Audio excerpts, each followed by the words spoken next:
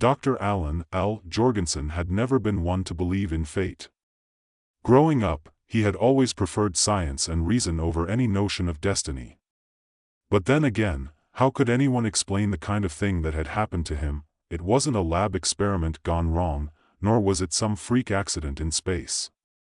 It was simple, inexplicable, and just like a bolt from the blue, it was as if the universe itself had decided, for reasons he couldn't fathom, to hand him the power to manipulate gravity. It had started small, a strange hum in his chest after a routine spacewalk aboard the International Space Station. He had been fixing a satellite, adjusting a few panels, when his body felt lighter. At first, he chalked it up to the weightlessness of space, but there was something else. Something different. As he floated there, tethered to the station, he reached out for a tool that had slipped out of his grip, and to his shock, it slowed in midair before gently gliding back into his palm. It wasn't just weightlessness, it was control. The tool obeyed him, like a feather held in the palm of a hand. At first, Al thought it was just a malfunction in the station systems or maybe the result of too many years spent in space. But over the next few weeks, the feeling didn't subside. It grew. By the time he returned to Earth, the gravity of the situation, no pun intended, was crystal clear. Al Jorgensen could control gravity itself. The first time he tested his new power was almost laughable. It was an afternoon in the lab, and Al stood before a simple chair. He focused hard, pushing all his mental energy into it. Nothing happened. He gave up and grabbed the chair, spinning it around in frustration. But as he swung it back into place, something strange occurred. The chair, which had once been firmly grounded, lifted from the floor, floating in midair as if suspended by an invisible force. "Okay, that's new," Al muttered under his breath. He pulled it down with a flick of his wrist, unsure whether it had been his will or some accidental slip of power.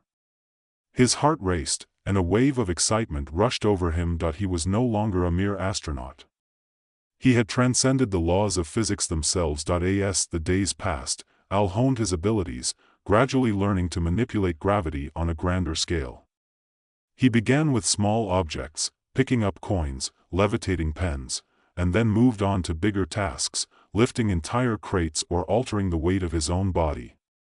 One moment, he could make himself so heavy that the floor would groan under his weight, and the next, he could soar to the ceiling with the lightness of a balloon. It felt as though he were both a god and a child, capable of doing anything, and yet helpless in the face of the vast unknown that this power had unlocked. Word soon spread of Al's newfound abilities, first through scientific circles, then out into the public eye. There were skeptics at first, of course. Most of them laughed it off as a publicity stunt or a clever trick of the mind. But when the footage of his stunts was broadcast across news stations worldwide, they couldn't deny the impossible. Al Jorgensen could manipulate gravity itself.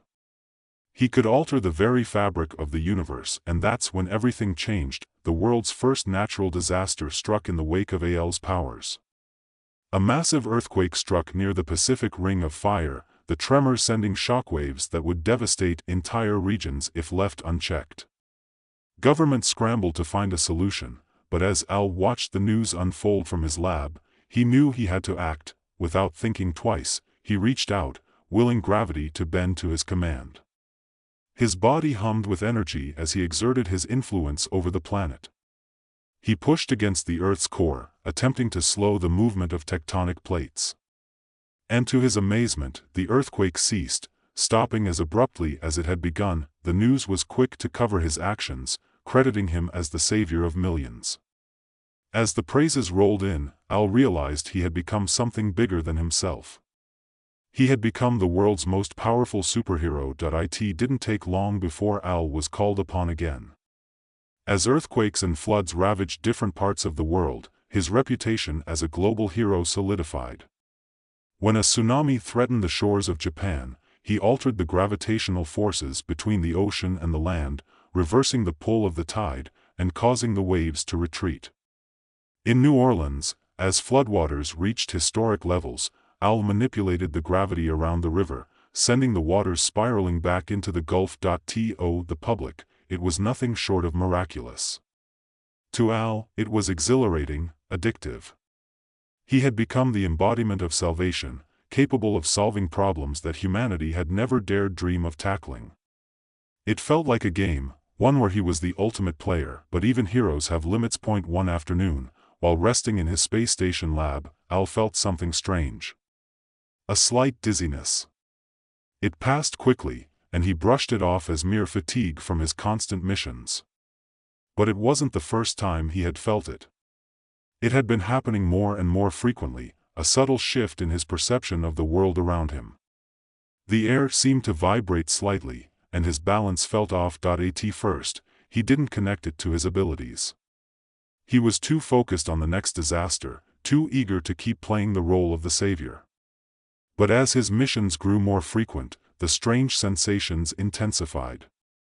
One day, while lifting a sinking ship in the middle of the Atlantic, he felt his chest tighten, as if the very fabric of reality was fighting back against him. Al knew something was wrong. Dr. Vivian Tan, his closest friend and confidant, was the first to raise the alarm. She had been working with Al since his early days in space, but now, she was helping him study the effects of his power. The results were troubling. Al, I've run the numbers, she said one evening, her face illuminated by the glow of her laptop screen. Every time you use your powers, the gravitational field around Earth shifts. It's small at first, imperceptible, but it's building. Each intervention, each time you bend gravity, adds to the imbalance. Al stared at her, a sense of dread creeping into his bones. You're saying I'm breaking something? I'm afraid so, she said softly. At the rate you're going, you're destabilizing the planet's gravitational field. If this continues, you could throw the entire planet off balance. The Earth's orbit could shift. The tides could be thrown into chaos. Eventually, it could mean the end of life as we know it. Al didn't know what to think. For the first time, he was confronted by the consequences of his actions. He had been so caught up in the glory of saving lives, in the thrill of being a hero, that he hadn't considered the bigger picture.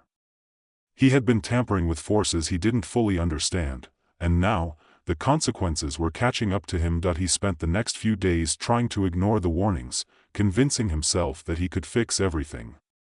But when another disaster struck, this time, a massive volcanic eruption in Iceland, he knew there was no turning back. The eruption was so intense that it threatened to tear the Earth's crust apart. Without intervention, the planet could fracture. Al had no choice but to act, but this time, things went terribly wrong. He tried to reverse the eruption by altering the gravity around the magma chamber, but the force he exerted on the planet was too much. The Earth's core shifted, and the planet's gravitational field fluctuated violently. The very tilt of the Earth's axis began to wobble, the sky itself seemed to tremble as Al realized the full extent of what he had done. The planet wasn't just reacting to his power, it was fighting against it, fighting for its own survival, and for the first time, Al understood, his powers weren't a gift. They were a curse. As the earthquake-triggered eruption continued to rumble beneath the Earth's surface, Al felt an almost tangible strain in his chest. He had never been this close to disaster before. This wasn't a natural disaster he could simply fix with a gravity shift. This was the planet itself, responding to his interference. It was resisting him. And he could feel it, deep within every bone, in the tremors vibrating through his muscles. That he had made a mistake. Desperately, he pushed harder, forcing all his will into reversing the eruption. The ground beneath Iceland buckled as Al fought to stabilize the shifting crust. His body was nearly at its breaking point, sweat slicking down his face, his heart thundering in his chest, not from fear, but from the sheer strain of controlling a force as massive as this. He could feel it in his veins, the pull of the Earth, a constant tug of opposing forces. He was pushing against nature, and nature was pushing back with the full might of everything it had. Come on, just a little more, Al muttered through clenched teeth. He wasn't used to feeling like this. He had always been able to control his powers. But here, with the entire planet threatening to crack open, Al felt a level of raw force he hadn't anticipated, and then, in a final, catastrophic moment, something snapped. The gravitational pull around the eruption faltered.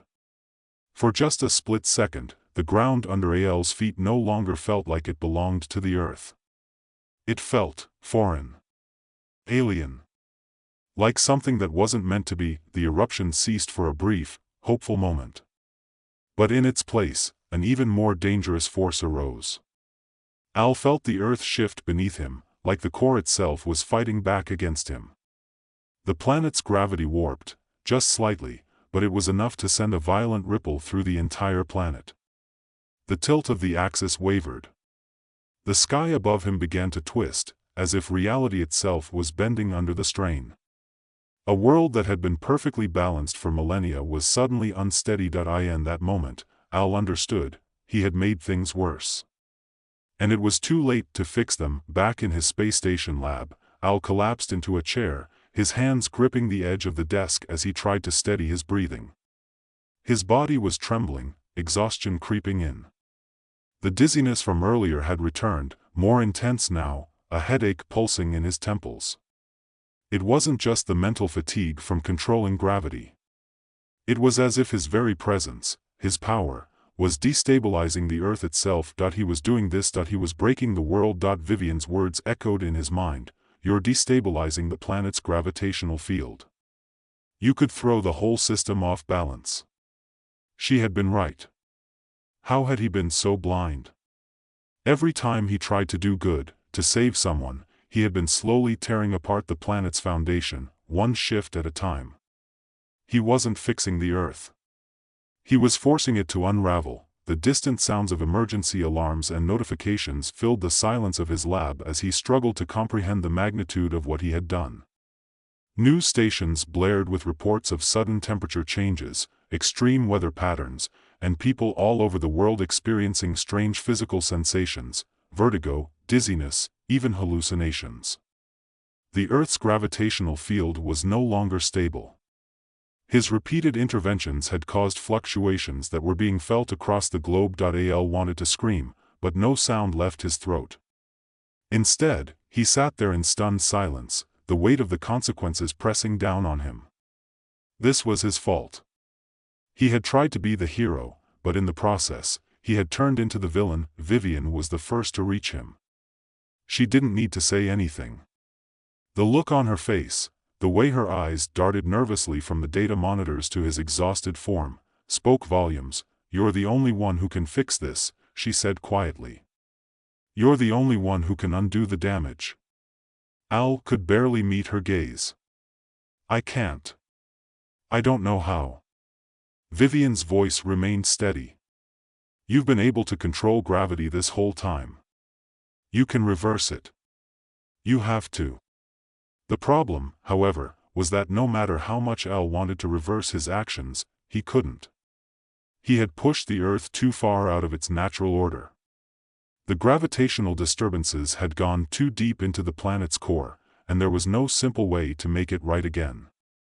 For all the power he possessed, there was no way to reverse the damage without putting everything at risk. He had taken too much from the planet to expect it to just give back. Vivian, Al said, his voice raw with frustration. The Earth's going to crack. It's going to tilt. If I try to fix this, I might destroy the planet. She didn't argue. She simply stood there, looking at him, understanding the depth of his dilemma. The truth was clear. The more Al used his powers, the more fragile the Earth became. And he had no way of knowing if he could put it back together without the whole thing falling apart. Days passed, and the situation worsened. Al watched as news reports detailed the growing chaos.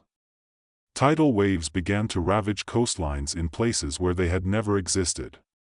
Earthquakes rocked the mid-Atlantic ridge, threatening to split continents apart. The moon's orbit was beginning to wobble, pulling the oceans into strange tidal shifts. It was a cosmic disaster, a mess of his own making. And all the while, Al sat in his space station lab, unable to act. It was then that Vivian brought him the most painful truth. You're not going to stop this. You're the cause of it. You're the only one who can restore balance, but at this point, you'll have to use everything you have left. Everything I have left?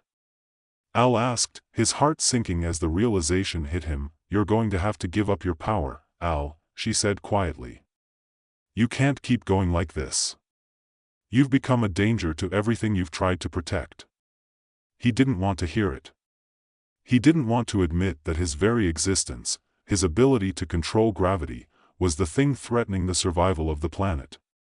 But deep down, Al knew she was right. His actions had tipped the scales too far. The Earth was already on the edge, and if he didn't act now, it might fall into chaos. With a heavy heart, Al knew there was only one option. It wasn't about saving the world. It was about sacrificing himself to protect it. He would have to reverse everything, take back every ounce of power he had stolen from the Earth.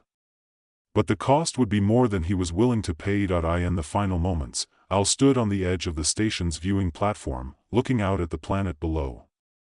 The Earth, his home, was no longer the stable, predictable place it had once been. The delicate balance of gravity that had held everything together for millennia was shattered. His influence had torn it apart, and now he had to undo it, but it wasn't just the planet that he had to fix.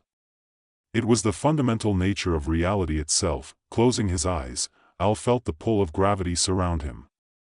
It was unlike anything he had ever felt. This time, it wasn't a force he was trying to manipulate, it was a force he had to surrender to. With a final push, he released his power.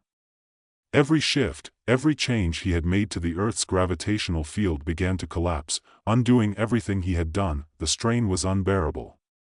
It felt like the world itself was crumbling beneath him. But just as he thought he might not make it, the Earth stabilized.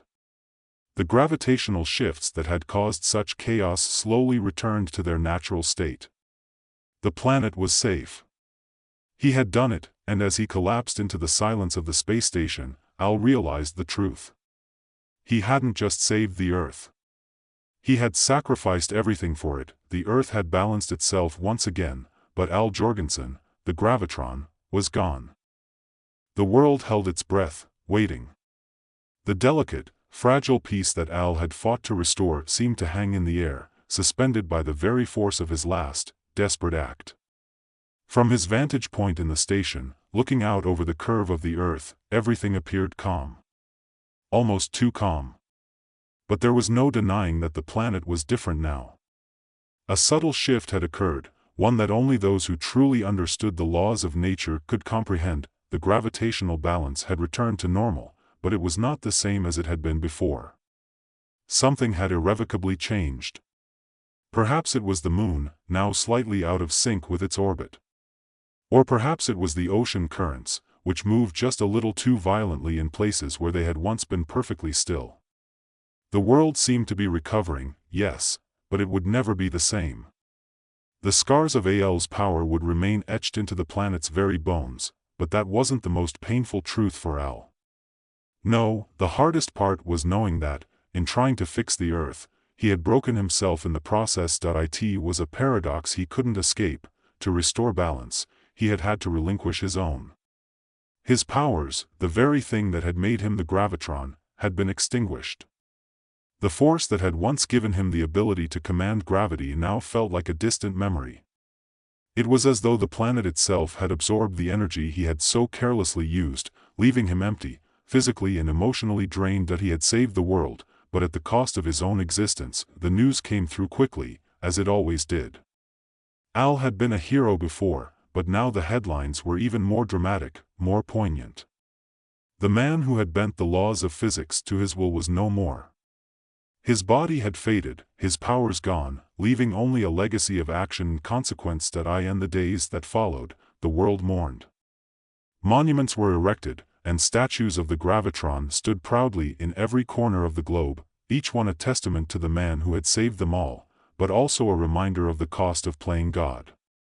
People remembered him not as a man, but as an ideal that represented humanity's ability to rise above its limitations, and also its inability to understand the true weight of such power. But the world's gratitude felt hollow. Al had given everything, and in the end, there was nothing left but a shattered version of the Earth, one that would never forget the price it had paid. Vivian was the one who had to pick up the pieces. As the only person left who truly understood what Al had gone through, she took it upon herself to carry the burden of explaining his legacy. She had always known that Al's powers were dangerous. But she had never fully realized how dangerous until it was too late. The Earth had almost been lost because of him, and she couldn't help but wonder if the damage done was permanent. She had always believed that Al's heart was in the right place, that his desire to help the world outweighed any selfish impulses. But even with the best of intentions, the power he wielded had been too much for any one person to control. Vivian had spent the weeks following his disappearance buried in data, analyzing the effects of his actions, trying to find out if there was a way to undo the permanent damage done to the Earth's gravitational field. But no answers came. The planet was adjusting, yes, but the changes were subtle and unsettling.